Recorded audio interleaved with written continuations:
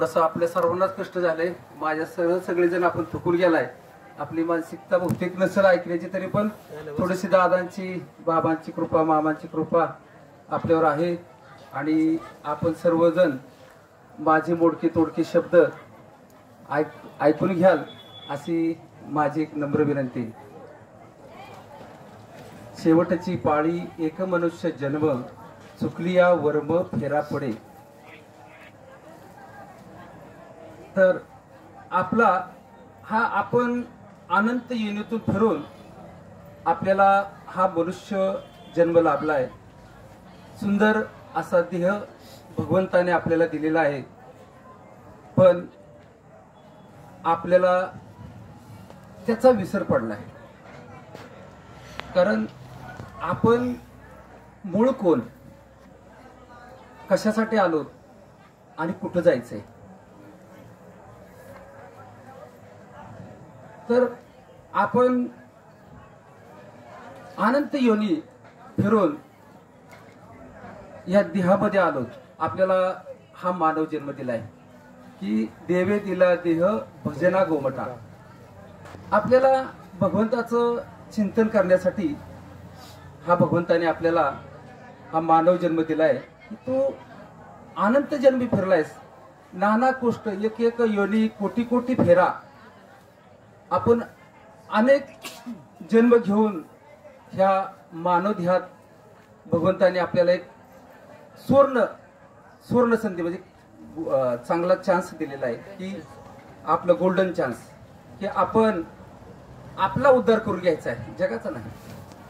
आपला आपण उद्धार करायचा आहे. तर आपली आपण करावी सोडवणं. आपण हे गेलेलं आयुष्य गेलेलंच आहे, पण राहिलेल्या उर्वरित आयुष्यात आपल्या ह्या जन्माचं सार्थक करून घेण्यासाठी आपण या ब्रह्मनामाचं चिंतन करून आपलं हे आनंद योनी आपण आपटत आलो. कारण हा लटका व्यवहार आहे सगळा. ही दुनिया ही मिथ्या आहे आणि आपल्याला दिलेलं नाव ही मिथ्या आहे. पण काय झालंय, आईच्या उदरामध्ये असताना आपल्याला आपण नामस्मरणच करत होतो, पण त्याची आपली म्हणजे आपण विसरून गेलो त्याला. कारण त्या आईच्या उदरात असताना केलेलं आपण नामस्मरण, त्याची आपली नाळ तशी आईच्या उदरातच जोडलेली भगवंताची आपली. आणि तिथं आईच्या उदरात असतानाच भगवंताला आपण वचन दिलं की भगवंता, मी या दुनियेत आल्यानंतर मी तुझं भजन करीन. मग त्यावेळेस तो म्हणतो की नको नको नको. आईच्या उदरात असताना ते बाळ म्हणतं नको नको नको, म्हणजे हा मानव जन्म नको, ह्या जन्ममरण यातना नकोत, माझी हेतून मुक्तता करा. आणि आईच्या उदरातून बाहेर आल्यानंतर म्हणतो कवा कवा कवा. तिथंच आपण भगवंताला फसवतो. कारण कलियुगाचा वारा लागलेला असतो आपल्याला. ते बुद्धीत भ्रम होतो. तो भ्रम जर काढायचाच असेल तर आपल्याला ज्ञानी सद्गुरू मिळाले पाहिजेत. आणि आपण फार सर्व मायबाप फार भाग्यवान आहोत. आपल्याला या नरक यातनेतून काढण्यासाठी आपल्याला एक महान संत, महान विभूती, काहीतरी मागचं पुण्य, अनंत जन्माचं पुण्य आपलं साठलं होतं. म्हणून त्यांच्या रूपानं आपल्याला हा मुक्ततेचं एक अस्त्र म्हणजे नाम आपल्याला मिळालं अनुग्रह रूपातून. आणि आपल्या खऱ्या जीवनाला म्हणजे दिलेल्या भगवंताच्या वचनाला आपण त्याचं पालन करायला लागलो. आता ज्यांना ते मिळलं नाही, कारण त्यांच्या मागच्या जन्माचं काय सुकृत असते. आपलं जसं हे तसं अनंत. आता हे योगी सगळ्यांनीच भोगून आलेलं आहे, सगळ्याला चान्स मिळालेला आहे. पण ते ब्रह्मात अडकले, दुनिया ब्रह्मात अडकली. आणि ज्यांनी काही पूर्वकर्म केले, म्हणजे पूर्वकर्म केले, आपण चांगलं कर्म केलं तर आपल्याला चांगलं फळ आहे त्याचं, म्हणजे नाही का, चांगलं काम केलं तर चांगला पगार. तसं आपण चांगलं काम केलं म्हणून आपल्याला हे किंवा पूर्वकर्म चांगलं केले, भगवंताची सेवा केली असेल, भगवंताचं नाम घेतलं असेल आणि त्यातून काय आपली अर्धवट भक्ती अपूर्व राहिली असेल, मग त्याची पूर्तता करण्यासाठी भगवंतांनी आपल्याला सद्गुरूरूपी देव यांची भेट घालून दिली आपली. पण कसं आहे की एक निश्चय हा मनाचा निश्चय पाहिजे. मनाचा निश्चय झाला की काही अशक्य नाही आपल्याला. तो मनाचा निश्चय होस्तोवर आपल्याला म्हणजे ते कसं की खरं खरं वाटलं पाहिजे. भगवंत सद्गुरूंनी दिलेलं वचन ते आपल्याला इतकं दृढ आपल्याला वाटलं पाहिजे. आपण कसं पहिले आपल्याला आपले लादलेले वाचिक नाम म्हणजे मी माझ्यासं मलाही पहिले माझे सद्गुरू त्यांनी मला शिवभक्ती मी पहिली करत होतो. 30 वर्षे शिवभक्ती केली आणि शिवभक्तीमध्ये त्यांनी मला पंचाक्षरी नाम दिलं होतं. त्याच्यानंतर त्यांचे सद्गुरू गाणगापूरचे आप्पा माऊली महाराज त्यांनी मला दत्त नाम दिलं. म्हणजे हे ते थोडंसं ते वाचिक आणि हे आंतरिक फरक वेगळा काय नाही. म्हणून तर इथं आलो आपण, कारण त्यांची कृपा म्हणजे भगवंताची कृपा सुरुवातीपासूनच झाली.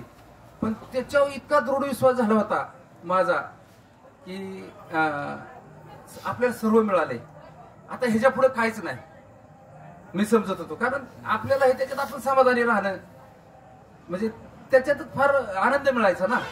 मग ते बऱ्याच आता ते आपण साधं कसं बोलायला हरकत नाही, बऱ्याच रिद्धी सिद्धीची प्राप्ती, बऱ्याच गोष्टी वाचा सिद्धी झाल्या, एक पाण्याचा प्रश्न लोकांचे सुटायला लागले, बरेच प्रश्न लोकांचे सुटायला लागले. पण ते माझ्या मनाला खटकायचं की आपण ह्याच्यात गुंतलो तर आपली वाट हिथंच थांबणार आहे. मला ते अंतरीनाम आमचे सद्गुरू पण महान सद्गुरू होते आणि म्हणजे ते आहेतच. आता त्यांचाही दाखला पुढे देतो मी. ते अजून माझ्याबरोबर कसे येते मी सांगतो, कारण मी त्यांना कधीच विसरू शकत नाही त्यांना. कारण सद्गुरू हे सद्गुरूच असतील, फक्त रूप बदललं असेल, बाकी वेगळा काहीच नाही विषय. आणि त्यांनी मला अंतरीनाम दिलं. त्याचं ते कसं माळव जप होते, रुद्राक्ष माळा, गाणगापूरचा भस्म, त्याचे थोडेसे नियम कडक की फार कडक वागणं अजून आहे आमच्यात. पण आता थोडंसं इकडं क्षम्य करून घ्यावं लागतं. नाहीतर ते कसं की असं कुणाच्यात खायचं नाही, कारण ते अन्नाचा दोष होतो. करणारा कसं आहे, अन्न हे पूर्ण ब्रह्म आहे, पण करणाऱ्याचे विचार समजा दारू पिऊन एखादा स्वयंपाक बनवत असेल आणि तो जर आपण ग्रहण केला तर त्याचे आपले विचार बिघडतील. म्हणून कुठं अन्न प्राशन करायला आम्हाला बंदी असायची. बंदी म्हणजे थोडंसं सद्गुरूंनी दिलेलं वचन असायचं की तुम्ही पवित्र खा, पवित्र राहा, पवित्र बोला. म्हणजे काय वेगळंच काय नाही, हे जे सांगते तेच आहे वेगळं. फक्त ते कसं की आपलं असं बिंबलं होतं ते की त्यामुळं आम्ही कसं की असं एकल कोंडे वाटायला लागलो लोकांना की ही लय कडक हे काम, इकडं लय बाबा अवघड आहे. म्हणजे अशी लोकांची चर्चा असायची, काकाचं काम लय कडक असतं, ते असं कसं बरंच असायचं. आणि मग ती आमच्या देहाला एक आदत लागली ती मुळातच की असं. त्यामुळे ते अजून बघा आम्ही काशी यात्रा केली महाराजांच्या बरोबर, 12 ज्योतिर्लिंगाची स्थापना केली. आणि ते काशीवरून आल्यावर ह्याच्यात जेवत नाहीत, पत्रोळीवर जेवत नाहीत. म्हणजे ते कसं होतं, वडाच्या पत्रोळ्या असायच्या ना पहिल्या, आता ह्या काय केमिकलच्या येत्या. मग ते आम्ही ताठावर जेवायचो. ते मी अजूनही ते सोडत नाही. म्हणजे मला ती आदत लागली, माझं जेवणच होत नाही. एक भगवंताने आपल्याला ते थोडीशी आदत लावलेली. तर ते असे त्यांनी एक चांगले संस्कार केले आमच्यावर. आईला आई म्हणायचं, बहिणीला बहीण म्हणायचं, भावाला भाऊ म्हणायचं आणि जगाचं दुःख जाणायचं. मी गावामध्ये थोडस बाकी बोललं थोडस आवाज तर चालतं ना.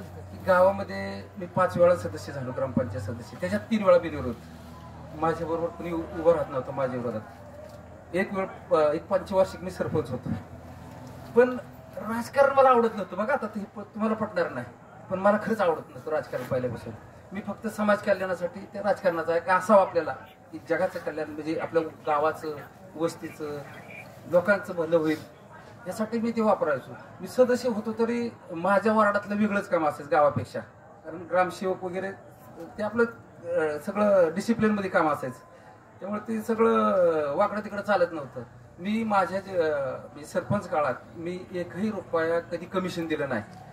माझ्या नावाने लय वरडायचे ग्रामसेवक हे सगळे. आता ते प्रचार सदस्य फुगवले दुनियादारी त्या तर राजकारणात तुम्हाला बऱ्याच गोष्टी माहिती द्या.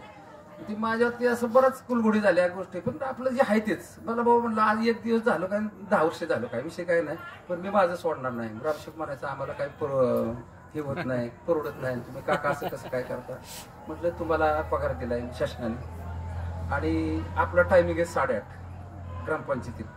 8:30 ते 5 ग्रामसेवक तिथं पाहिजे. माझ्या अगोदर 10 मिनिटं ग्रामसेवक आलाच पाहिजे. शिपाई म्हणजे असं सगळं ते पहिल्यापासून डिसिप्लिन. मी फौजमध्ये सर्व्हिस केलेली त्यामुळे डिसिप्लिन एक माझ्या जीवनाला ती एक आदत लागलेली. म्हणून ते त्यांना ते फार जड वाटायचं सगळ्यातच. म्हणजे आता जे डिसिप्लिन मध्ये नाहीत त्याच्यात काहीच वेगळं नव्हतं, मग त्यांना ती आदत लावली. तर त्याच्यावर गावाला आमच्या नाताची मोठी यात्रा असते गावात. तर त्या गावात काय करायचं, पाणी बोर आहेत हापसे, पण पाणी योजनाच मोठी नव्हती. पाणी योजना पहिले कसे काँग्रेस काळात थोडीशा असं बोगस योजना पोचायच्याच नाही त्या लोकांपर्यंत आणि ते पोचलंच नव्हतं. मोठी योजना झाली पण लोकांना ते पाणी पोचलं नव्हतं. आणि आमची यात्रा होती, पहाट महिला त्या हापसेवर पाणी वापरत होत्या. आपलं हे पंप बघितलं 4 हांडे भरले की ते थांबायचं. अक्षरशः म्हटलं काय अर्थ नाही, राजकारणालाच अर्थ नाही. म्हणजे जर गावाला जर आपण पाणी जर देऊ शकत नसतं तर कशाला राजकारण करायचं हे ना. समाज कल्याण झालं पाहिजे. आणि मी नंतर मग त्याच्यानंतर निर्णय घेतला नाही, गावाला पाणी आणायचं मग काही होते. मग आम्ही बीडीओशी हे बोलून आपलं पाणी योजना भारत निर्माण योजना बसवली. अख्ख्या गावात पाणी झालं. आणि जे विरोधक होते म्हणजे आता गट मानणारे म्हणसे, मी काय कुठल्या गटाचाच नव्हतो पण ते सगळे गट मानायचे. मग ते विरोधक त्रास व्हायला लागला त्यांना. म्हणजे अधिकारी लेवलला आपलं थोडंसं स्टँड झालं, कामाचं एक वेगळंच स्वरूप आलं. कारण तुमचा निधी असणार, पंचायतीचा फंड बिंड सगळं म्हणजे जिथले तिथंच लागलं ना, त्यामुळे ते काम वेगाने दिसायला लागलं गावात. मग हे पुढारी सगळे चौताळले आमच्या काय नाही काय कुलगुडे करायला. माझ्या केसेस झाल्या पाणी पुरवठ्याच्या, भ्रष्टाचार झाला म्हणून वाजवायचं मोकार. वाजवलं काय हरकत तिथं, वाजलं तर वाजलं. असं पेपरबाजी दुनियादारी लय झाली. पण त्यांनी माझी नाताव श्रद्धा पहिल्यापासून भगवंतावर म्हणजे की बाबा आपण चुकीचं वागणार नाही, आपण जगासाठी हे करणार, आपलं काही चुकीचं करायचंच नाही. आपण 1 रुपये खाणार नाही, काही घेणं नाही, ना खाणार ना खाऊन देणार. ते तसं झाल्यामुळे थोडस लोकांना ते थोडंसं शिकायचं त्या गोष्टी बऱ्याच. नंतर बऱ्याच भानगडी झाल्या. मूळ मुद्दा म्हणायचं काय की त्या गावाला पाणी मिळालं, घरोघरी पाणी, वाडी वस्त्यावर रस्ता, वाडी वस्त्यावर लाईट. मला समाधान झालं. राष्ट्रीय पारितोषिक मिळलं, आपल्या राष्ट्रपतीकडून पारितोषिक मिळालं आहे आपल्याला. म्हणजे एवढं सगळं सन्मान. आमची फार घोड्याने मिरवणूक गावात काढली होती त्या भावनेत. पण ती नंतर पुढे चाचलं. पण मी नंतर रामराम घेतला की म्हटलं ही गचकरण आहे. बघा किती समाजसेवा केली तरी हे गचकरणच आहे. आपली भक्ती हेच श्रेष्ठ आहे. आपल्याला आता ह्यात आपण ह्याच्यात पडायचं नाही म्हणून मी मनाचा निश्चय केला. आणि आपल्या ह्या म्हणजे मुळातच सेवेत होतो. आणि मग थोडंसं होतच ना राजकारण म्हणलं की थोडंसं टचिंग. कारण आम्ही जरी अधिकाऱ्याकडे गेलो तरी लोकांना ह्यांना ढाब्यावर जायची अडचण. आम्ही गाडीत नेलं तर आम्हाला ढाब्याने म्हणजे कसं जायचं, आम्हीच गाडीत उतरायचं नाही, तुमचं तुम्ही जावं. त्यामुळे ह्यांना उतरायची अडचण. ते सगळं असं हे गेलं. त्यातून थोडंसं पूर्णता त्याला हे केलं. मी पूर्णविराम दिला. जरी पूर्णविराम दिला तरी शेवटचं काळ असतंच ते इलेक्शनच्या वेळेस, पण तेवढ्या पुरतच असतं ते. मग ते हे झाल्यानंतर गावात सगळी मंदिरं, आमची मंदिरं सगळी पडझड झालेली होती सगळ्या मंदिराची जवळपास, दुर्लक्षित. तर मग गावाची मंदिरं पण चांगली नाहीत. हे पाडेगाव हे मूळ देवाचं गाव म्हणजे मंदिराचं गाव असं थोडंसं एक नाव रूपाला आले. सगळ्या देवाची मंदिर आहेत आमच्या गावात. कुठलाच देव राहिला नाही. म्हणजे मारुतीपासून ते नाथापर्यंत, दत्त महाराजापासून ते अगदी यल्लम्मापर्यंत ती सगळी मंदिर आहेत. राहिलं होतं फक्त बाळूमामांचाच. तो विषय पुढचा आहे. ते असं मग त्या सगळ्या मंदिराचा जीर्णोद्धार ते सगळं गावाला एक वेगळं स्वरूप दिसायला लागलं. गावाचं म्हणजे वेगळाच लौकिक वाढला. आणि मग ते पुढं आमचे महाराज मला म्हटले होते की काका तुम्ही ह्याच्यातले बसू नका, म्हणजे आता ह्याच्यातली साईड मारावायचं. मग आम्ही म्हणजे जास्त त्यांना कळलं नाही, जास्त गुत्त्यात. पण आता ही कामं म्हणजे थोडं गुत्त आलंच की. मग आम्ही थोडीशी साईड मारली आणि पूर्णतः वाहून घेतलं. मग मामांच्या सेवेला मामांचं काय झालं होतं, बाळमामांचं थोडंसं सांगतो. मामांच्या आमच्या गावात 2 वेळा पूजन झालं होतं जागेच, मंदिर बांधण्याचं. बरेच पुढारी एकत्र येऊन ते कसं देवाचं थोडंसं हे झालं की मग बरेच गोळा होतात ना. तसला कार्यक्रम झाला आम्हाला सोडून. आणि आम्ही असताना आदमापूरची मंडळी मोठे कृष्णात महाराज वगैरे त्यांना बोलवून ते पूजन केलं.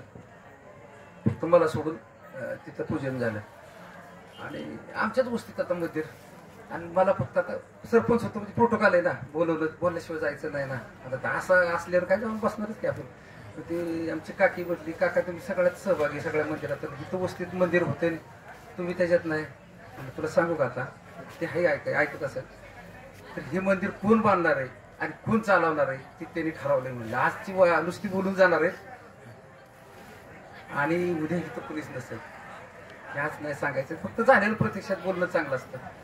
त्याच्यानंतर ती मोठी भाषणं झाली, गोळा झालेले पैसे झाले, संपले, शांत झालं.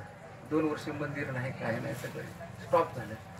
आणि मग ते तिथे एक वारूळ तयार झालं. आता मंदिर आहे ना आपलं, त्या ठिकाणी वारूळ तयार झालं, मोठं वारूळ तयार झालं. त्याच्यात नागरूपाने देव निघायला लागले. त्यांचं स्वरूपच आहे ते. आता महादेवाचं एक आयुष्य. आता ती एकादशीला निघायची आणि कुत्र्यावर खेळायची. 2-2 तास असं चालू राहिलं तिथं. तिथलं महात्म्य सांगते का आपली सेवाच आहे ती म्हणून. तर ते लोक पोरं ही सांगत त्याचे काका साप निघाला. आता आम्ही बघायचो, आपल्याला कळायचं ते थोडंसं की भगवंता काय आता ही पुढारी बोलून गेल्यात, आता मी काय तिथे जोर करणं म्हणजे ते परत आणखी काहीतरी वेगळं काय असेल तुमच्या मनात ते घ्या करून, म्हणजे आपली विनंतीच. मग ती जे होती त्यातली ते बाकीचे गेले बाजूला. 1-2 जण आले माझ्याकडे, मला म्हणले काका तुम्ही सहभागी झाला तर आपण मंदिर बांधू. म्हणजे सहभागी होणार, पूर्ण होणार, पण ते तुमचं नाही चालणार. तुम्ही काही पण इथं पेराल तर ते नाही चालणार. तिथं होणार ते आमच्या भक्तीच्या हिशोबानेच, जे आम्हाला भगवंतांनी सद्गुरूने आम्हाला जे सांगितलेला रस्ता आहे त्या हिशोबाने इथं कामकाज चाललं तर चालू, नसेल तर तुमच्या पद्धतीने तुम्ही इथलं बांधा. आणि मग ते आता काय सगळं ती ही झालेली त्यांची कमिटी बरखास्त झाली, ती जवळपास केलेली मामांनी. त्याचा काय विषय. मग आमच्याकडे आले, आम्ही पुस्तकं टाकली. मग ती दुसऱ्या दिवशी आम्ही पुस्तकं मिळाली आम्हाला. पहिल्या दिवशी 1 लाख रुपये वर्गणी गोळा झाली. ती सांगण्याचं म्हणजे विषय की एवढं जोरदार त्याला जी सवय ही झाली, म्हणजे सुरुवात जी झाली सांगण्याच्या पलीकडची. शिल्पकार आम्ही बोलवले ते 15 लोक होते शिल्पकार बांधायला. तर वस्तीत नंबर मिळत नव्हता, म्हणजे एकाला कुणाच्या घरी सकाळचा नाश्ता, दुपारचं जेवण, संध्याकाळचं जेवण, असं भक्तिमय वातावरण तयार झालं होतं. म्हणजे मंदिर बांधायच्याच अगोदर एवढं स्वरूप त्याचं बदललं होतं. एक वेगळंच की बाबा मामा गावात याच्यात, तर त्याचं एक वेगळंच हे झाला फार मोठा. आणि त्याच्यानंतर बकरी आली, तिथं बरंच हे वाढलं. सांगण्याचा विषय की मग तिथं ते मंदिर आजी बांधलेलं आहे, तर ते मला आजवर त्या पद्धतीचं होतं, ते दावलं होतं. कोणाला पटेल न पटेल, पण माझ्या मनाला माहिती ते. त्या पद्धतीनेच मी बांधलं. ते इंजिनियर स्ट्रक्चर दुनियादारी काय घेणं देणं नाही त्याचं. आपल्याला त्यांनी दिसतंय, भले खरं असेल खोटं असेल, पण मला वाटतंय तसंच ते बरोबर आहे म्हणून ते त्या पद्धतीनं ते उभं राहिलं. आणि सांगण्याचं हेतू ही का सांगतोय सगळं गुराळ की खरं मामा कसे आले तिथं.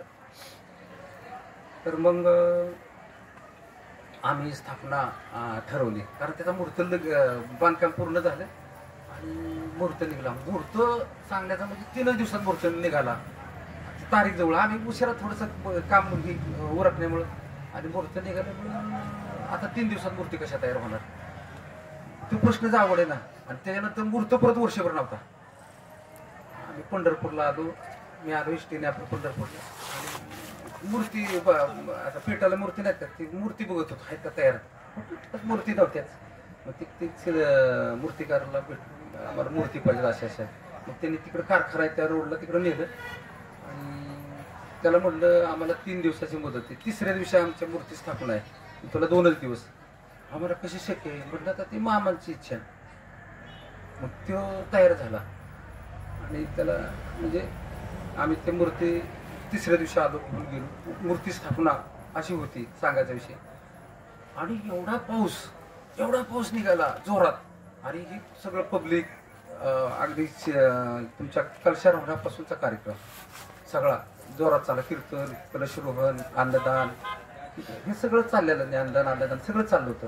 आणि पाऊस फार आमच्या अगदी जवळ येतो आपल्या लोक म्हणजे आता सगळ्या कार्यक्रमाचा झाला, आता बाकीची चर्चा झालं सगळं हे, पण एक थेंबही तिथं पडला नाही. आणि अजूनही सांगतो की आपला दर महिन्याचा कार्यक्रम होतो आणि कसलाही पाऊस येऊ द्या, आम्ही विनंती केली ना मनोमन तर नाही पाऊस पडत, कार्यक्रम झाल्यावरच पडतो.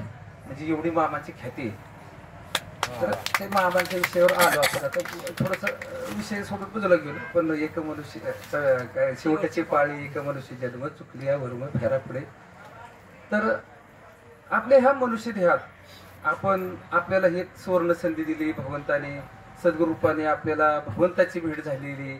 आता त्यांनी दिलेल्या दृढ नामावर, त्यांनी दिलेल्या नामावर आपण किती दृढ राहायचं आणि आपली आपण करावी सोडवणं ते केलं तर ह्या जन्माचं आपलं खरं सार्थक होईल आणि आपली वारी पूर्ण होईल.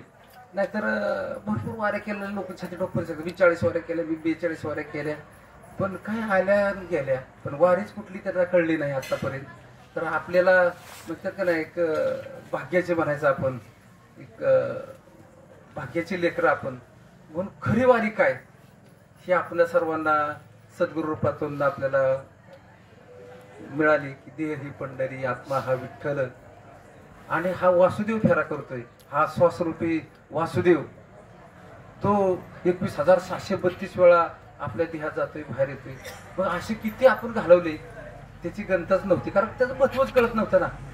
पण आता आपल्याला अनुभव झाले, गायंना प्रबोध झालेत, आपल्याला आपल्या जीवनाचं कल्याण करण्याचं अस्त्र शस्त्र दिव्य शस्त्र आपल्याला मिळलंय. हा परत जन्म नाही, आपण बसलोय की त्याची कृपा आहे किंवा आपलं अनंत जन्माचं पुण्य म्हणून आपण आलो बसलो ही आपलं गोळ्या मिळाने हा आनंदवारी आपली चाललेली. मग आपण सर्वांनी, मला काय आता जास्त काय बोला येत नाही पण आपलं थोडंफार बोललो. पण की शेवट काय की नुसत्याच हेलपडा आपला ह्या जन्माचं चाललं असतं, आपल्या जीवनाचं म्हणजे चेष्टाच झाली होती ना. पण खरी ह्या जीवनाचं आपल्याला मर्म कळलंय. तर आपण मर्म सर्वांनी जाणून घेऊन आपल्याला दिलेल्या सद्गुरू नामावर, सद्गुरू नाम हेच तत्व, हेच भगवंत नाम हा कलियुगातला शेवटचा अवतार आहे भगवंताचा. आपण म्हणतो कलंकी अवतार, कलंकी नाही बाबा नो, हा नामच अवतार आहे भगवंताचा. नाम म्हणजेच भगवंत म्हणजे अजून कुठले अवतार येतात. फक्त तुम्ही नाम घ्या आणि स्वतःचा उद्धार करून घ्या, याच्यापेक्षा दुसरं काही नाही. संसार हे सगळी माया आहे. सगळी मायेतून आपण अलिप्त झालं पाहिजे आणि त्याच्यावर हे आपण दृढ झालं पाहिजे. एवढीच आपल्या सर्वांना माझी कळकळीची विनंती. बाकीचं आपण सर्व ज्ञानी आहात. आणि एक पद म्हणतो आता सद्गुरूंचं, यावे घरात सद्गुरुनाथ, घ्यावे मला पदरात. यावे घरात सद्गुरुनाथ, घ्यावे मला पदरात. पिढा जन्माची माझ्या टळली, गुरु माऊली मला हो भेटली. पिढा जन्माची माझ्या टळली, गुरु माऊली मला हो भेटली. लुटू नका मला अंधारात, घ्यावे मला पदरात. यावे घरात सद्गुरुनाथ, घ्यावे मला पदरात. राहिलं म्हणा कुठलं बघी. महादेव सांगे हो जगाला, नमन करा हो गुरु माऊलीला. महादेव सांगे हो जगाला, नमन करा हो गुरु माऊलीला. होईल कृपेची हो बरसात, घ्यावे मला पदरात. घ्यावे मला पदरात. घ्यावे घ्यावे मला पदरात. या हृदयरूपी या देहामध्ये सद्गुरूने एकदा वास केला की आपला उद्धार झाला. त्याच्यापेक्षा आपल्याला कशाची गरज नाही. कुंडलिका गर्दी अठ्ठल श्री ज्ञानदेव तुकाराम पंढरीनाथ भगवान की जय. माऊली ज्ञानेश्वर महाराज की जय. जगद्गुरु तुकाराम महाराज की जय. शांती ब्रह्म एकनाथ महाराज की जय. सद्गुरुनाथ सच्चिदानंद श्रीपाद भगवान की जय. सद्गुरुनाथ सच्चिदानंद रामदास भगवान की जय. सद्गुरुनाथ सच्चिदानंद पांडुरंग दान की जय. अवधूत चिंतन श्री गुरुदेव दत्त. श्रीपाद वल्लभ श्री गुरुदेव दत्त. स्वामी महाराज की जय. अनंत कोटी ब्रह्मांड नायक राजाधिराज योगीराज ब्रह्मलीन स्वानंद सुखनिवासी सद्गुरुनाथ सच्चिदानंद बळमुमा महाराज की जय. बोला बोला बोला बळमुमांच्या नावाने चांगले. जिथे जातो तिथे तो माझ्या संगती. सतत त्यांचं असं असलं बरोबर वाटतं म्हणून ते राहत नाही. जय रे.